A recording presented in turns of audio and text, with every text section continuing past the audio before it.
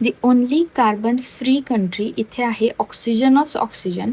इथली 70% land फॉरेस्टसाठी preserve केली.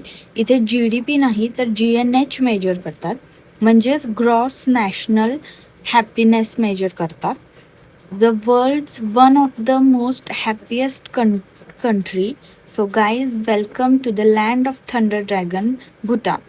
So last month आम्ही भूटानची 7 डेजची ट्रिप केली होती.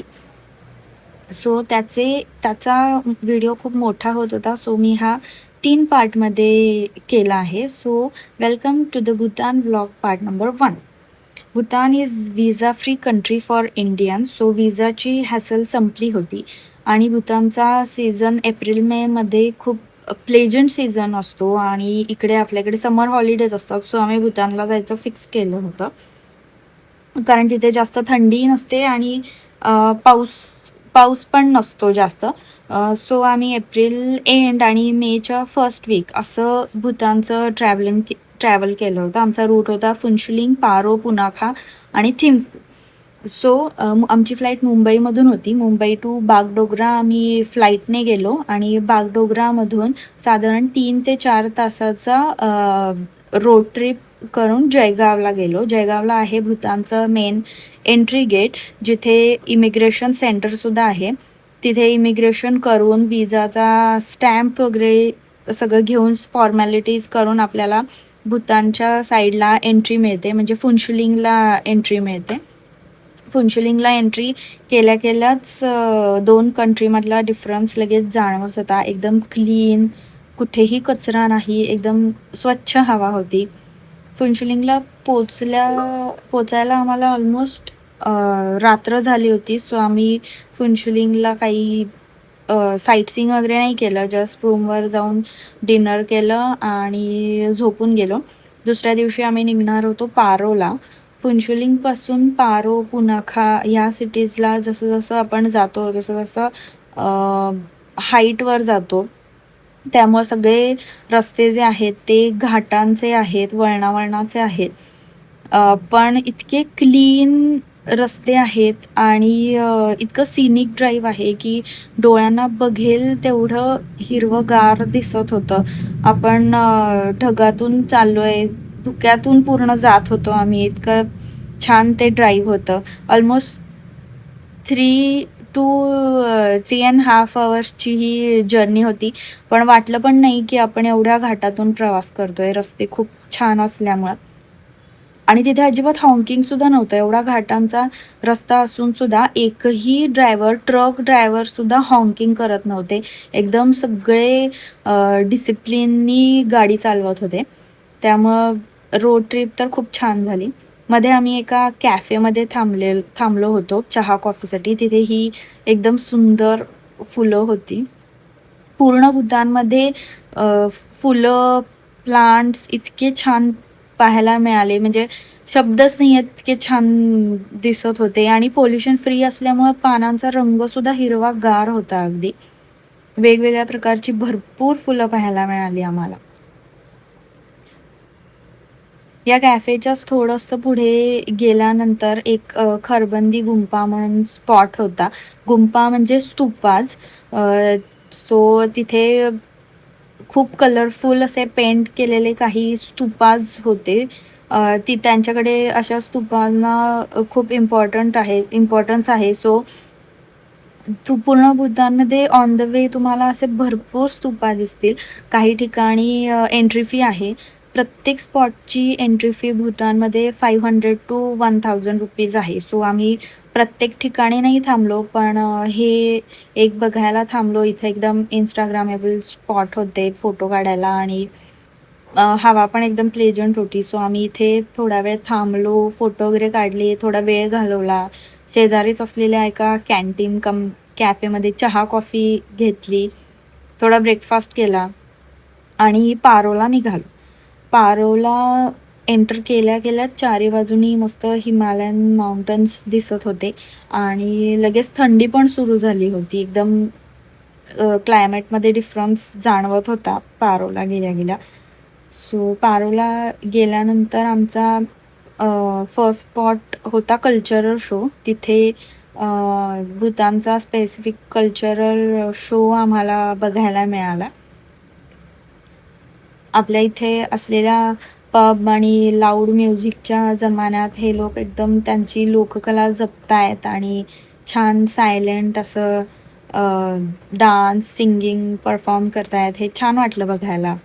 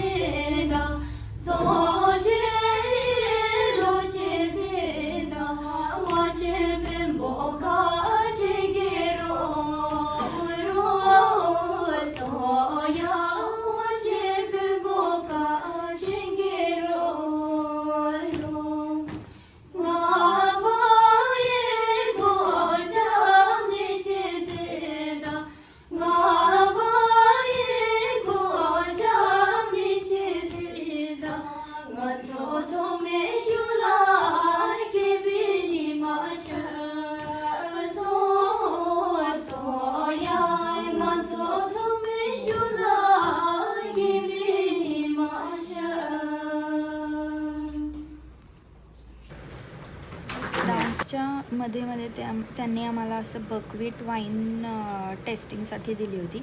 बकवीट हे भूतानमध्ये पिकणारं म्हणजे बकवीटची शेती ते लोक करतात. So buckwheat rice, buckwheat wine असे पदार्थ त्यांच्याकडे असतात. त्यातली वाईन आम्हाला टेस्टिंगला दिली होती. म्हणजे एक वेगळी टेस्ट म्हणून ठीक होती, अदरवाईज मला फार काही नाही आवडली ती. सेकंड त्यांचा शो होता हा मास्कचा. त्यांच्याकडे मास्कला खूप इम्पॉर्टंट आहेत. आपल्याकडे कोकणात वगैरे दशावताराचे जसे प्रयोग होतात तशा टाईपच ते असं वेगवेगळे मास्क लावून त्यांच्या डान्समधून एखादी गोष्ट सांगतात. सो हा पण शो एक एंटरटेनिंग होता, मस्त बघायला. सगळ्यात लास्टला शो झाल्यावर त्यांनी आम्हाला पण बोलवलं डान्स करायला. आम्हीसुद्धा त्यांच्याबरोबर थोडासा डान्स केला. त्याचीसुद्धा एक क्लिप मी टाकली आहे. कसा डान्स करायचा ह्याच्या त्यांनी स्टेप शिकवल्या आम्हाला आणि नंतर तेच गाणं म्हणत डान्स करत होते. सो आम्हीसुद्धा त्यांच्याबरोबर मस्तपैकी डान्स केला.